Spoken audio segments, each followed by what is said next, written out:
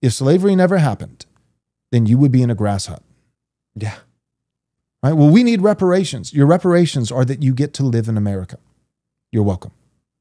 You're welcome. You get to have the Christian religion. That's live right. better than your ancestors. The greatest ever moment in history for any brown or black country is the moment that the white man's ships arrive on your shore. Let me tell you about what black people suffered through after those white men's ships arrived on their shores.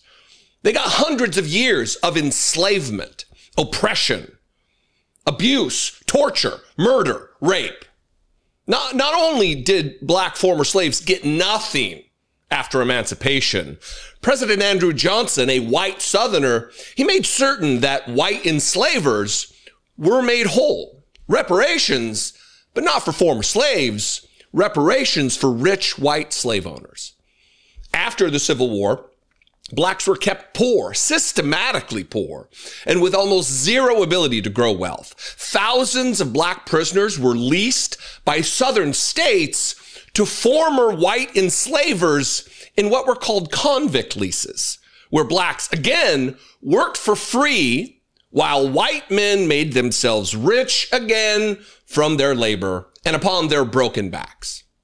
There were also sharecropping, which grossly exploited black work ethic while allowing the former enslavers to maintain their power and to continue to grow their wealth, their white wealth. Again, ultimately passing that on to future generations of their white descendants. Of course, during this time, there were also Jim Crow laws in place all over the South, which made it illegal for black Americans to occupy the same spaces as whites.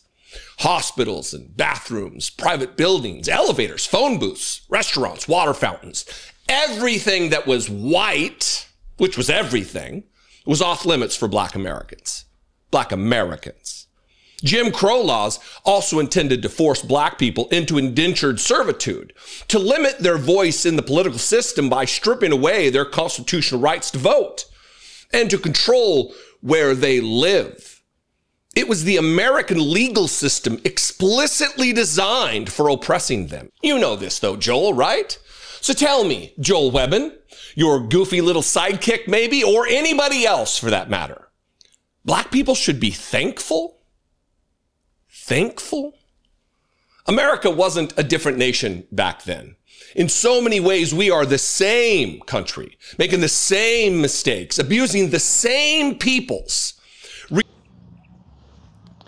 Good morning, good evening, and good afternoon, Africans. I hope you're faring well where you are, and if you ain't faring well, please fare well where you are.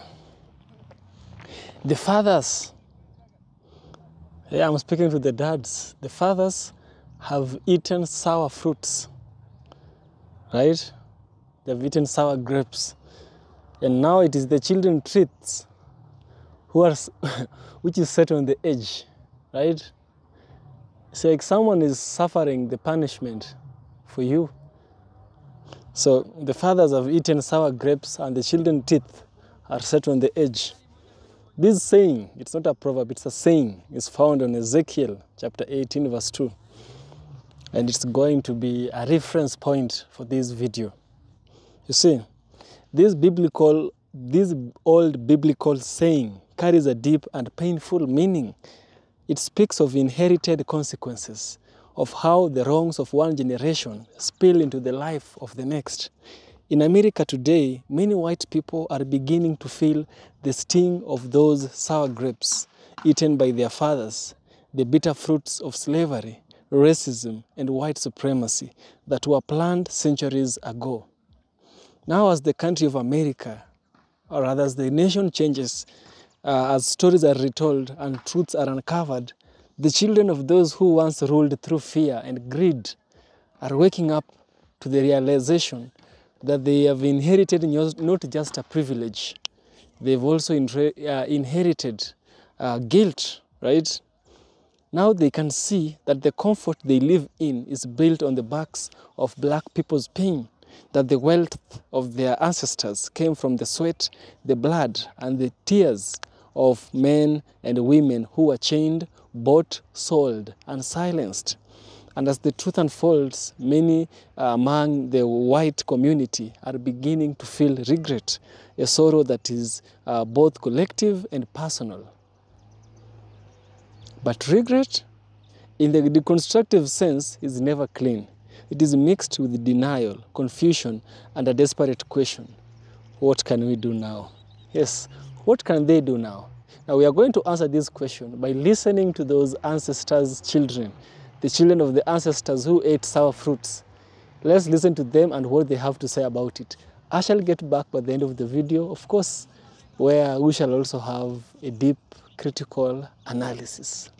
Let's dive in. This might be a hot take, but a lot of white people are not happy. I'm Kylie, and I grew up in a very conservative area. I wanted to say that a lot of white people genuinely live some of the most miserable and isolated lives that you could even imagine. I think there are 3 reasons for this. The first is that there is just a general idea of just hyper-individualism and hoarding of resources. A lot of them are extremely stingy, don't tip well, and also don't donate to local charities. They're very isolated, and what few friends they have, their connection is built upon shared bigotry, which is obviously not a strong connection. Number 2, a lot of white people feel a sense of emptiness. They have the job, the car, the career, the kids, the Bible, but they don't feel that sense of fulfillment. I think it's because the subliminal messaging that white people get from birth is that they're so much better than everybody else. And once you're in that sort of position, you will not allow yourself to open up to other people and opportunities that would genuinely bring you joy and fulfillment. And the third reason is that a lot of white people genuinely feel like equality is the oppression of white people. That means other people getting rights means that some of ours get taken away somehow, which obviously isn't true and shows the hyper-competitive nature of being white in America. The majority of school blank and mass blank that are happening across this country are being committed by white boys. So let me ask you this. If you're a parent, white women, what are we doing? Because this year in April, I got married, and in doing so became a bonus mom of 2 beautiful little boys. And I have to tell you, every day we're combating messaging. Every day we're working on sharing emotions, expressing anger. We're working on things as parents to ensure that we are raising emotionally healthy, mature, communicative young men in the future. So I'm really concerned that that's not happening. What I'm understanding is that yes, this is 100% a pew-pew access to pew-pew problem, but as a culture, we are raising violent human beings. The overexposure and glorification of violence in our households has to stop. You have got to get a hold of what we are showing, teaching, exposing our children to, and being better, more present parents, because this is a problem in white households. So if we are white parents, we have to do something about it. This is why people don't trust white people, because it is peak whiteness and colonizer behavior to demand civility for a man who denies others their humanity. That's the oppressor, and we do not need to sympathize or empathize with them. And don't get me wrong, because I long for a world where there is no violence in it. But until all of us are free, none of us are free. And violence is part of the equation because of the oppressor, not the oppressed. We need to understand that violence comes in many forms, and white people need to learn it most of all. And if none of that is enough to convince you, then how about the fact that Charlie Kirk said empathy is a made-up new age word that does harm, and that is the one directive of his that I am willing to honor. No more complaining about how hard it is to be a white guy. Do you understand how insulting that is? It's so hard to be a white guy right now. We just won the right to do what we want with our bodies 50 years ago, and it's being taken away from us today.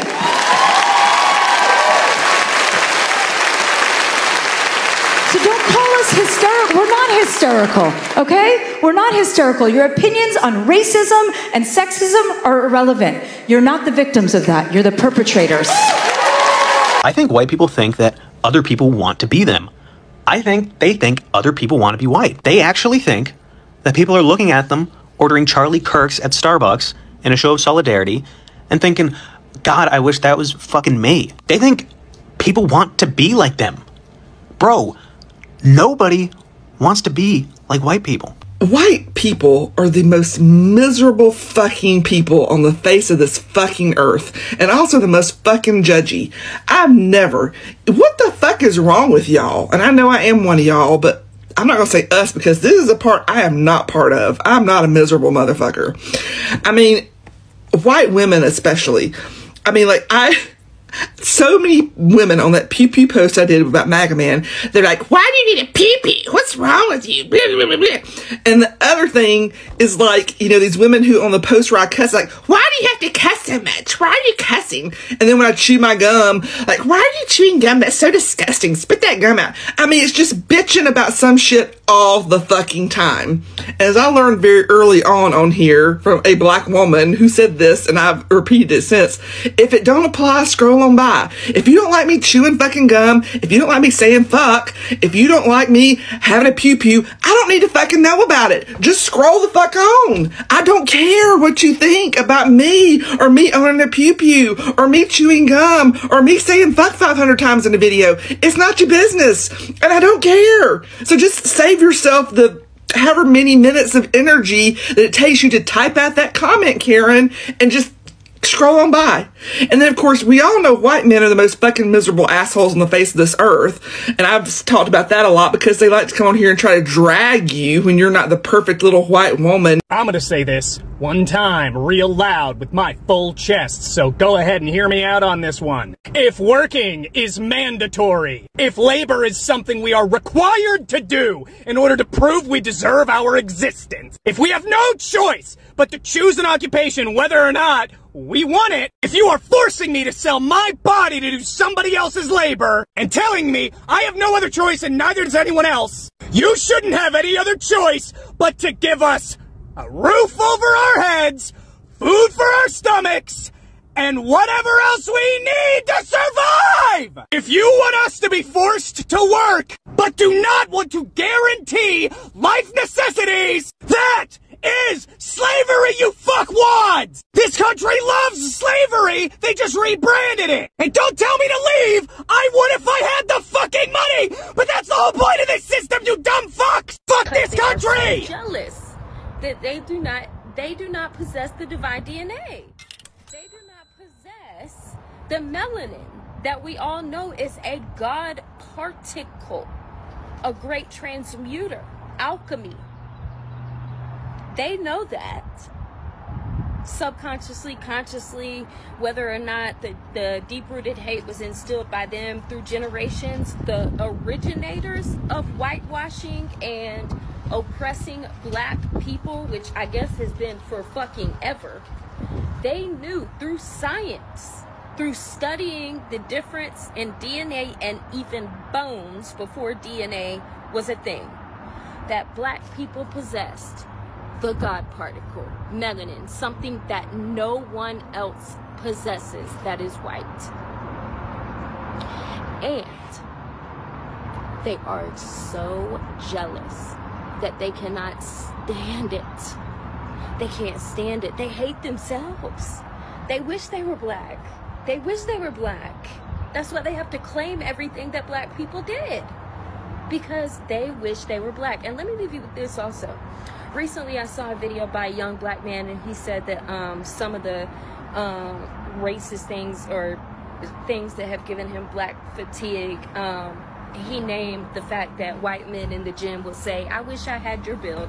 And he said, whatever the fuck that means. I'm gonna tell you what it means, because I've had a lot of white men that I thought were not racist at all, like that I didn't even think about it, you know. In casual conversation, they'll just say to me, like, we'll be watching sports, or mostly when we're watching sports, but even just TV, like, let a black man show up on that damn screen. And every time a white man says the same thing to me.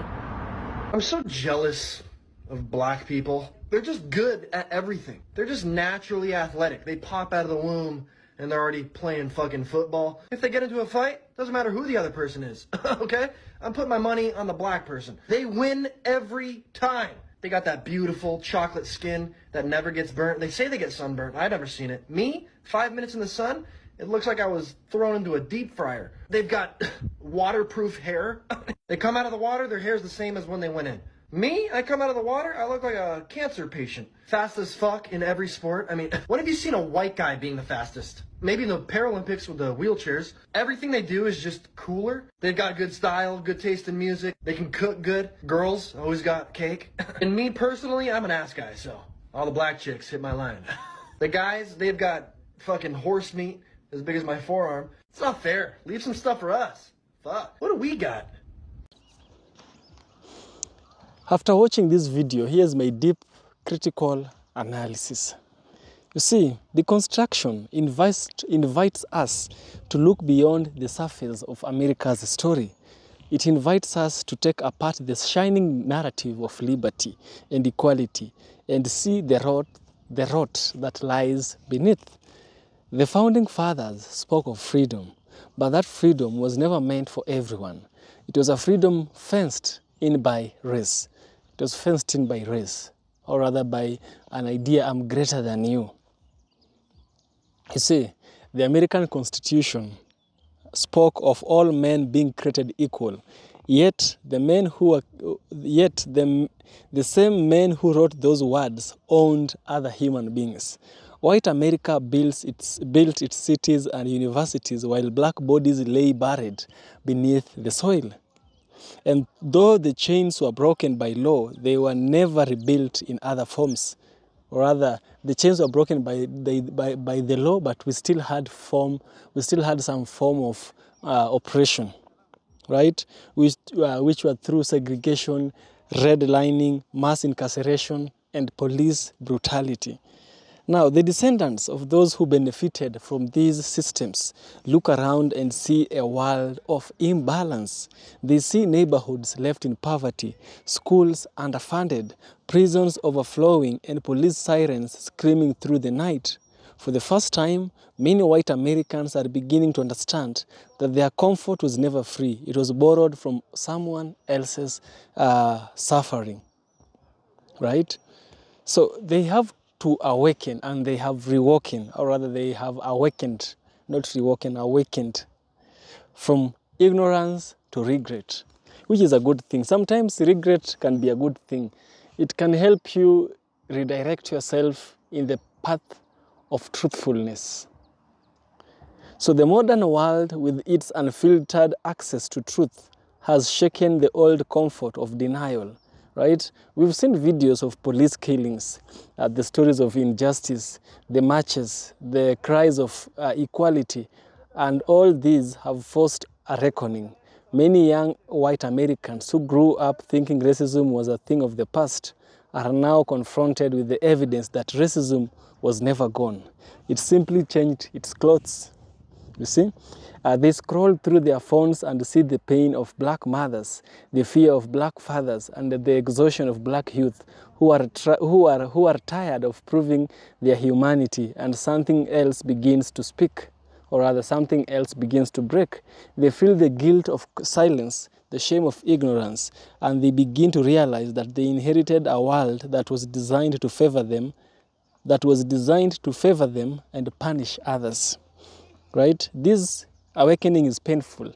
It feels like standing in the ruins of a house that once looked beautiful, only to realize it was built on bones, but this is pain. So, America was born from contradictions. The same men who wrote, "All men are created equal," owned slaves. The same land that promised freedom built its wealth on chains. The fathers ate bad fruits of power, domination, and greed, and the bitterness of that meal still lingers, right? But it still lingers to people who are innocent. If you are enjoying the fruits of loot, should we call you a thief, or should we rejoice as you suffer because you are enjoying the fruits of the loot? I don't know. Share your thoughts on the comment section. I'd really love to hear what you have to say. See, slavery was not just an economic system. It was a moral wound. It taught white people that they were gods and black people that they were objects. It made cruelty normal and compassion selective. For centuries, the white community believed that their color was proof of divine favor. Churches preached it. Schools repeated it. Laws protected it. And even generations that grew up in that lie swallowed a little bit of poison. Today, Many white Americans are realizing that the poison is still inside them. They see the police violence and racial profiling, the poverty in black neighborhoods, the fear that still follows black skin in public spaces, and they feel shame. Some protest, some weep, some turn away, but the ache is there. The guilt that comes when the truth becomes impossible to deny. This is what Ezekiel meant when he said, "The fathers ate, but the children suffer." The white community did not choose to be born into this system, but they were born into its benefits. And now they must face what it means to live in a house built on bonds, right? So I hope that part you've understood how Ezekiel compares the two. He compares the fruits and he compares the pain. So we need to deconstruct the myth of innocence. You see, deconstruction asks us to take part the meanings we have accepted as truth. It asks what lies beneath the words we use, what power behind them, right? So behind every word, there is an action intended. And no, don't say this. Don't tell me that every communication is subject to various interpretation. I think when we introduce context, when context is introduced, we have contextualization, or rather we have meaning out of context. And so there is no ambiguity in all this. America's greatest myth is its innocence. From the start, the story was written to sound pure, the land of liberty, the home of the brave, the light of the democracy. But when we deconstruct this myth, we see another story hiding behind it, the land of genocide, the home of slavery, and the empire of greed. So, I think we have to look at something here, something called the mirror of black pain, right? So is this repentance, is this a reflection of the pain we've suffered as black people?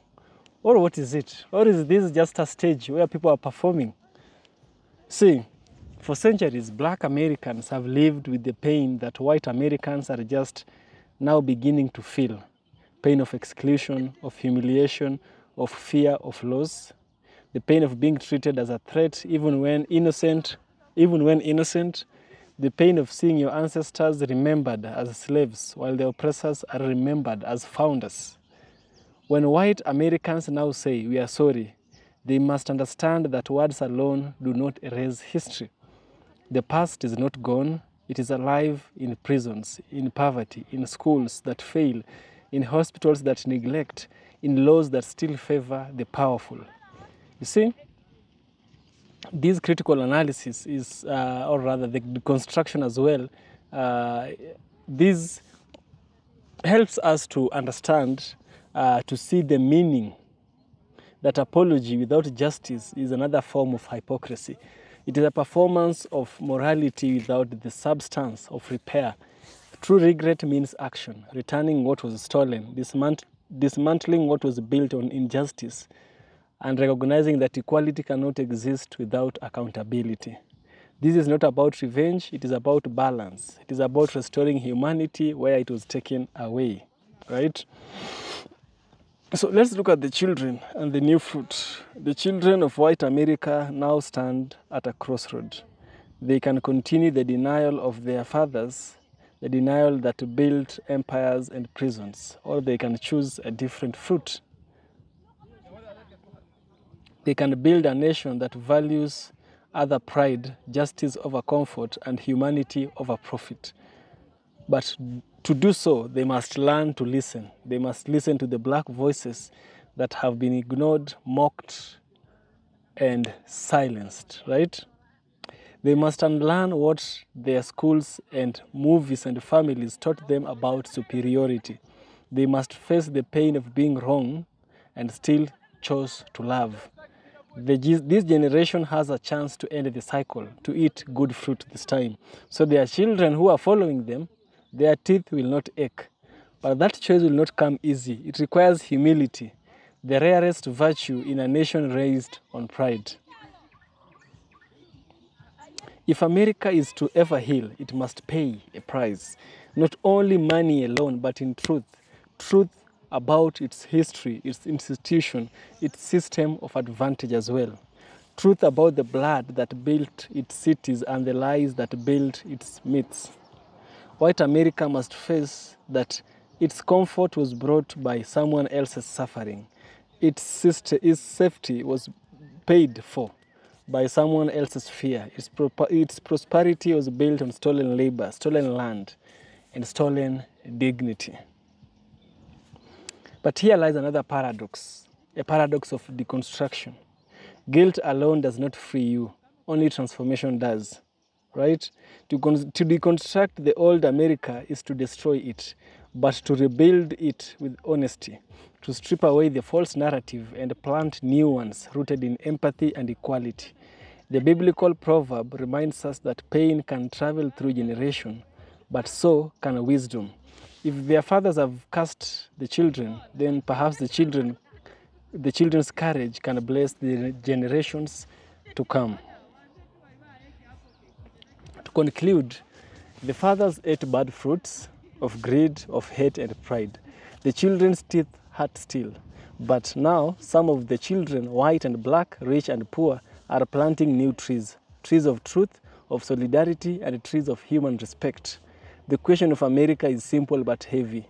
Will you keep eating the old fruit, or will you plant new ones? Will you keep living in the myth of innocence, or will you face the pain of repentance and be reborn? The path forward is not in forgetting the past, but in facing it with open eyes. The ache of regret can become the seed of renewal. If only one nation is brave enough to taste the bitterness and still choose to love, right? The fathers ate bad fruits and the children's teeth are hurting. But perhaps, if we learn to eat with the conscience, the next generation will smile when they bite, and they'll have bright teeth because their teeth won't be aching. Yeah, right? Yeah, I hope you learned anything in this video, and if you did, subscribe.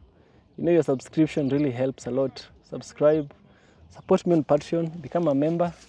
You can donate anything that you find okay with you. I'll still appreciate, and thank you a lot for my members.